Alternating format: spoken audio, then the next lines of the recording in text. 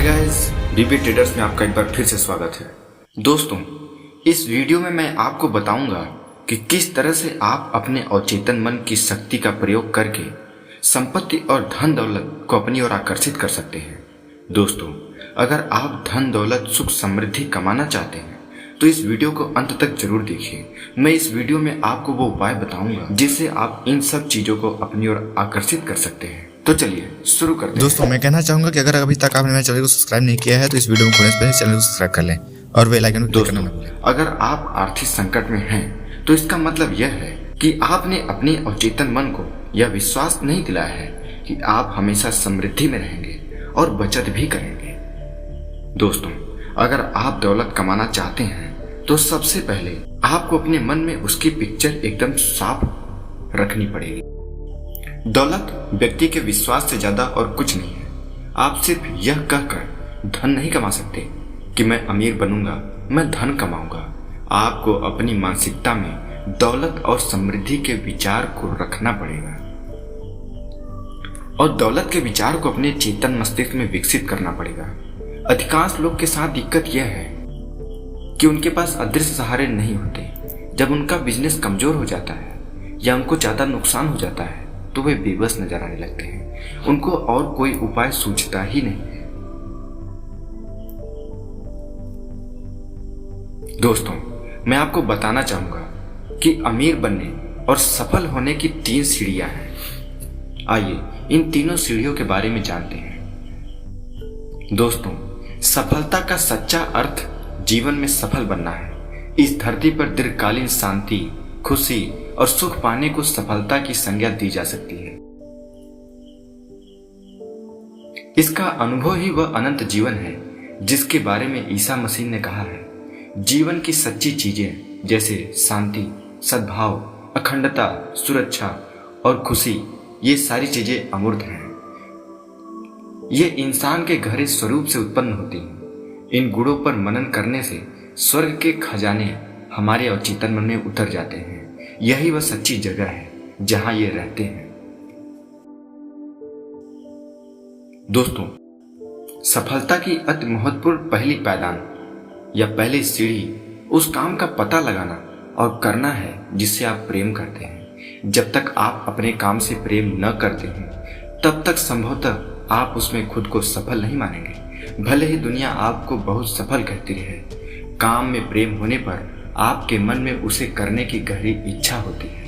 अगर कोई युवती मनोचिकित्सक बनने की इच्छा रखती हो तो डिप्लोमा लेकर उसे दीवार पर टांग लेना ही काफी नहीं है। वह उस क्षेत्र में आगे काम करना चाहेगी, सम्मेलन में भाग लेगी और मस्तिष्क तथा उसकी कार्यविधि का अध्ययन करती रहेगी। वह दूसरे क्लिनिकों में जाएगी और नवीनतम वैज्ञानिक जर्नल पढ़ेगी। दूसरे शब्दों में, वह इंसानी कष्ट को कम करने के नवीनतम तरीकों के बारे में ज्ञान हासिल करती रहेगी, क्योंकि वह अपने रोगियों के हितों को सर्वोच्च प्राथमिकता देगी और उसको इस काम में खुशी भी मिलेगी।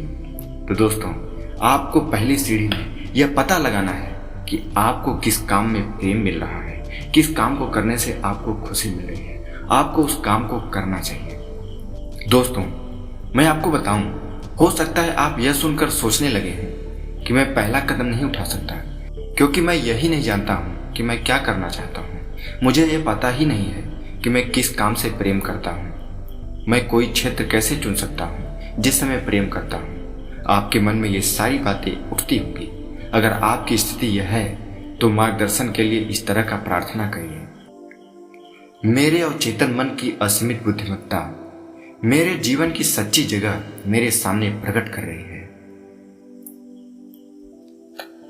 आप इस प्रार्थना को रोज सुबह और सोने से पहले 3 बार बोलिए। आपको कोई न कोई रास्ता जरूर मिलने लगेगा। इस प्रार्थना को धीरे धीरे सकारात्मक तरीके से और प्रेम से अपने अवचेतन मन के सामने दोहराएं। जब आप आस्था और विश्वास से जुटे रहेंगे तो आपको भावना, संकेत या किसी निश्चित दिशा में प्रवृत्ति के रूप में जवाब मिलेगा ही मिलेगा। यह स्पष्टता और शांति से तथा आंतरिक मौन की जागरूकता से आपके सामने प्रकट हो जाएगा। बशर्ते आपको ध्यान देना पड़ेगा कि कौन कौन सी चीजें आपके सामने आ रही हैं। सफलता की दूसरी सीढ़ी है काम की किसी विशिष्ट शाखा में विशेषज्ञता हासिल करना और उसमें उत्कृष्ट बनने की इच्छा रखना। दोस्तों, मान लें कोई विद्यार्थी केमिस्ट्री के क्षेत्र को पेशे के रूप में चुनता है। उसे इस क्षेत्र के किसी एक शाखा पर अपना ध्यान केंद्रित करना चाहिए और अपना सारा समय तथा ध्यान उसी चुने हुए क्षेत्र पर केंद्रित करना चाहिए ताकि वह उसका विशेषज्ञ बन जाए। उसके उत्साह के कारण वह अपने क्षेत्र में ज्यादा से ज्यादा जानकारी हासिल करना चाहेगा। अगर संभव हो तो वह बाकी सबसे ज्यादा जानने की कोशिश करेगा। उसे अपने काम में बहुत उत्साहपूर्वक दिलचस्पी लेना चाहिए और उसके मन में दुनिया की सेवा करने की इच्छा होनी चाहिए। जो सबसे महान है उसे सेवक बनना होगा। इस मानसिक नजरिए और उस व्यक्ति के नजरिए में बहुत बड़ा विरोधाभास है जो जैसे तैसे आजीविका कमाना चाहता है। जैसे तैसे आजीविका कमाना सच्ची सफलता नहीं है। लोगों के लक्ष्य ज्यादा महान, उदात्त और परोपकारी होने चाहिए। उन्हें दूसरों की सेवा करनी चाहिए और अपनी रोटी पानी के बहाने चाहिए। दोस्तों, तीसरा और सबसे महत्वपूर्ण कदम है आपको यह सुनिश्चित करना कि आप जो करना चाहते हैं वह सिर्फ आपको ही सफल न बनाए। आपकी इच्छा स्वार्थपूर्ण नहीं होनी चाहिए। इससे मानवता को लाभ होना चाहिए, सर्किट पूरा होना चाहिए। दूसरे शब्दों में, आपका उद्देश्य दुनिया की सेवा करना या लाभ पहुंचाना होना चाहिए। दोस्तों, आप आईएएस की परीक्षा में चुनने वाले विद्यार्थियों में आप एक गुण अवश्य देखेंगे। उनके अंदर प्रबल इच्छा होती है जनता की सेवा करना। वो इंटरव्यू में इस शब्द को जरूर ही बोलते हैं और अपने वाक्यों से ये जाहिर करते हैं कि वो समाज की सेवा करना चाहते हैं। अगर वो ऐसा नहीं करते हैं तो वो इस परीक्षा को सफल नहीं कर पाते हैं। उन्हें इंटरव्यू से भी बाहर निकाल दिया जाता है। तो दोस्तों, अगर आप देश की सेवा करना, जनता की सेवा करने की भावना से कोई काम करते हैं तो आपको सफलता अवश्य मिलती है। हो सकता है आप सफल नजर आए, लेकिन अपने अपने जीवन में जो शॉर्ट सर्किट किया है वह आगे चल के सीमा या बीमारी की ओर ले जा सकता है। दोस्तों, आप यह दावा करने का साहस जुटाएं कि आपको अमीर बनने का हक है। आपका अवचेतन मन आपके दावे को हकीकत में बदल देगा। आप जैसे तैसे गुजारा नहीं करना चाहते। आप इतना सारा पैसा चाहते हैं ताकि आप जब चाहें तब अपनी मनचाही चीजें कर सकें। अपने अवचेतन मन की दौलत को पहचानें। अगर धन आपके जीवन में मुक्तता से प्रवाहित हो रहा है तो आप आर्थिक दृष्टि से स्वस्थ हैं। धन को ज्वर की तरह देखेंगे तो यह आपके पास हमेशा बहुत सारा रहेगा। ज्वर का आना और जाना लगातार होता रहता है। जब ज्वर चला भी जाए तो भी आपको पूरा विश्वास होता है कि यह जरूर लौटेगा। अपने अवचेतन मन के नियम जानने के बाद आपको हमेशा धन मिलता रहेगा, चाहे वह किसी भी रूप में रहे। कई लोग तंगी में जीते हैं और उनके पास पर्याप्त पैसे नहीं होते हैं। इसका एक कारण यह है कि वे धन की निंदा करते हैं। आप जिसकी निंदा करते हैं वह पंख लगाकर दूर उड़ जाता है। आपको धन की निंदा करने से बचना चाहिए। धन को भगवान न बनाएं, यह सिर्फ एक प्रतीक है। याद रखें, सच्ची दौलत आपके दिमाग में है। आप संतुलित जीवन में जीने के लिए आए हैं। इसमें अपनी जरूरत का सारा धन हासिल करना शामिल है। धन को अपना एकमात्र लक्ष्य न बनाएं। दौलत, खुशी, शांति, सच्ची अभिव्यक्ति और प्रेम का दावा करें। सबके प्रति प्रेम और सद्भाव रखें। फिर आपका अवचेतन मन इन सभी क्षेत्रों में आपको चक्रवृद्धि ब्याज देगा। गरीबी में कोई गुण नहीं है, यह मानसिक रोग है। आपको इस मानसिक संघर्ष या बीमारी का तत्काल इलाज करना चाहिए। आप कभी भी गंदा पैसा शब्दावली का प्रयोग न करें या यह न कहें मैं धन से नफरत करता हूँ। आप जिसकी आलोचना करेंगे उसे खो देंगे। धन अपने आप में बुरा या अच्छा नहीं है। इसके बारे में इस तरह सोचने पर वह वैसा बन जाता है। बार बार दोहराएं, मैं धन को पसंद करता हूँ। मैं इसका प्रयोग समझदारी से, सृजनात्मक तरीके से और न्यायपूर्ण तरीके से करूंगा। मैं इसे खुशी के साथ मुक्त करता हूँ और यह 1000 गुना होकर मेरे पास लौट आता है। धन तांबे, जस्ते, टीन या लोहे से ज्यादा बुरा नहीं है जिसे आप जमीन में पा सकें।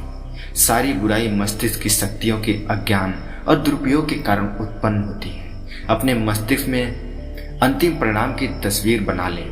आपका अवचेतन मन आपकी मानसिक तस्वीर पर प्रतिक्रिया करता है और उसे साकार कर देता है। दोस्तों, मैं आपको अंतिम में एक सलाह देता हूँ कि बिना कुछ किए कुछ पाने की कोशिश छोड़ दें। मुफ्त लंच जैसी कोई चीज नहीं होती है। आपको कुछ पाने के लिए कुछ देना होगा। अगर आप अपने लक्ष्यों, आदर्शों और कामों पर मानसिक ध्यान देंगे तो आपका अवचेतन मन हमेशा आपका साथ देगा। दौलत की कुंजी अवचेतन मन के नियमों को लागू करना और इसमें दौलत के विचार का बीज बोना है। दोस्तों, अगर आप दौलत को हासिल करना चाहते हैं तो आपको अपने मस्तिष्क में दौलत की तस्वीर एकदम साफ और स्पष्ट रखनी होगी। आपको यह क्लियर रखना होगा कि आपको धन कमाना है और खूब सारा धन कमाना है। आप इसकी कभी भी गलती से भी बुराई न करें, चाहे वो सामने हो या किसी की बड़ाई में हो। आप किसी से बात भी करें तो इसकी तारीफ करें। अगर आपके आसपास कोई व्यक्ति अमीर है तो उससे मिलने की कोशिश करें, उससे दुर्भावना न रखें, उससे उसकी तारीफ करें, बल्कि उससे कहें कि तुम और पैसा कमाओ और मैं भी इसी तरीके से आगे बढ़ सकूं। आप भगवान से प्रार्थना करो, आपका अवचेतन मन इन चीजों को स्वीकार कर लेता है।